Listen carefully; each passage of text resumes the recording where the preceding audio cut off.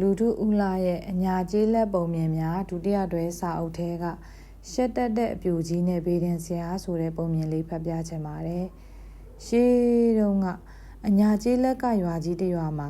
အရှက်အကြောက်ကြီးပြီးပစ္စည်းဥစ္စာတော်တော်ရှိတဲ့မတ်သက်ပန်ဆိုတဲ့အပြူကြီးတစ်ယောက်ရှိတယ်။အဲ့ဒီအပြူကြီးမတ်သက်ပန်ဟာအရှက်အကြောက်ကကြီးလွန်းတော့ယောက်ျားများနဲ့နီးနီးကပ်ကပ်နေဘူးဖို့ရဝေးရောယောက်ျားကိုမြင်ရင်ဝေးဝေးကရှောင်သွားသူဖြစ်တယ်။ဒါပေမဲ့အပြိုကြီးမသက်ပံဟာအရှက်အကြောက်ကလွန်နေလို့သာအပြိုကြီးဘဝနဲ့အချိန်ကုန်နေရတာဖြစ်တယ်။ယောက်ျားတစ်ယောက်ယောက်နဲ့ရာသက်ပံအိမ်တော်ပြုချင်တဲ့စိတ်တော်ရှိနေတယ်။သူဟာပစ္စည်းကလည်းပေါ်ရုပ်ရည်ကလည်းချောဖြစ်နေပြန်တော့သူကငါကဆိုသလိုချင်ကြတယ်။အပြိုကြီးမသက်ပံအပြင်ထွက်တယ်ဆိုရင်နောက်ရောက်ခံလိုက်ကြသူတွေကမနှဲဘူး။အရှက်ကြီးသူပြီး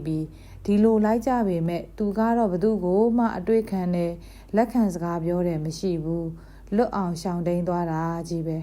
ဒီလိုနေလာခဲ့ရာကတနေ့တော့အပြိုကြီးမသက်ပံဟာသူ့တက်တာမှာအိမ်အောင်ပြူရမပြူရသိချင်တာနဲ့ရွာလဲမှာဘေးတင်ဟောနေတဲ့ဘေးတင်ဆရာစီဘသူမှမသိအောင်တိတ်ကလေးပုံပြီးဘေးတင်မေးထွက်ခဲ့တယ်ဒီဘေးတင်ဆရာကလည်းလူပြိုကြီးပဲရောက်သွားတော့အပြိုကြီးမသက်ပံဟာဘေးတင်ဆရာလူပြိုကြီးရှေ့မှာကြုံကလေးပိထိုင်လိုက်ပြီးဘေးတင်မေးကြည့်ချင်လို့ပါဆရာလို့တုံရီထိငေါနဲ့ပြောလိုက်တယ်မေးနိုင်ပါတယ်ခမညာမေးပါဘာမေးချင်တယ်လဲအားနာမနေပါနဲ့မေးချင်တာကိုသာပုံမှန်လင်းမေးပါလို့ဘေးတင်ဆရာလူပြိုကြီးကလည်းအပြိုကြီးမသက်ပံကိုကြည့်ရင်ပြောလိုက်တယ်အပြိုကြီးမသက်ပံဟာယောက်ျားဆိုရင်စိတ်တောင်မကြည့်ဘူးတာကတကြောင်နီးကပ်မနေဘူးတာကတကြောင်နဲ့သူမေးရမယ့်မေးချင်တဲ့အကြောင်းအရာကလည်းဒီဘဝသူယောက်ျားရမရမေးရမှာဖြစ်နေတာကတကြောင်ကြောင့်အရှက်အကြောက်ကြီးသူပြီးမေးရမှာကိုကြောက်ရွံ့ခက်ခဲနေပြီးတကိုယ်လုံးတုံလာတယ်မေးချင်တဲ့အကြောင်းအရာကိုအပြင်ထုတ်ပြီးမမေးဝန်းတော့ပဲနှကန်းသာတဆက်တလုံးဖြစ်နေတယ်ဘေးရင်ဆရာလူပြိုကြီးလဲဘေးရင်လာမေးသူကိုစုံများကဒါမှမဟုတ်တစေတရေများကပြူစားထားပြီလို့ယူဆတာနဲ့အနားရှိကြိမ်လုံးကိုဆွဲပြီးဟေ့စုံလားကဝေလားတစေလားတရေလားငါကိုလာမစမ်းနဲ့အကြောင်းသိစေမယ်လို့ကျုံးွားကအပြိုကြီးမသက်ပံကိုတဖုံတအုံရိုက်တော့တယ်ဒီတော့အပြိုကြီးမသက်ပံလဲအစားကားမှအရှက်အကြောက်ကြီးရတဲ့ထဲ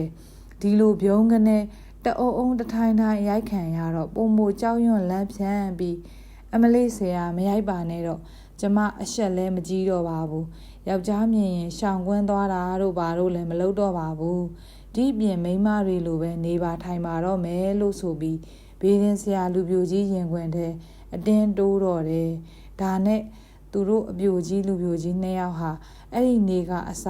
တနေ့ထက်တနေ့အချင်းချင်းရင်းနှီးကျွမ်းဝင်လာကြပြီးရက်လမကြခင်အိမ်အောင်ပြုကြတော့တယ်စာဖတ်သူကျမလိုင်းမှာဖြစ်ပါတယ်ကျေးဇူးတင်ပါတယ်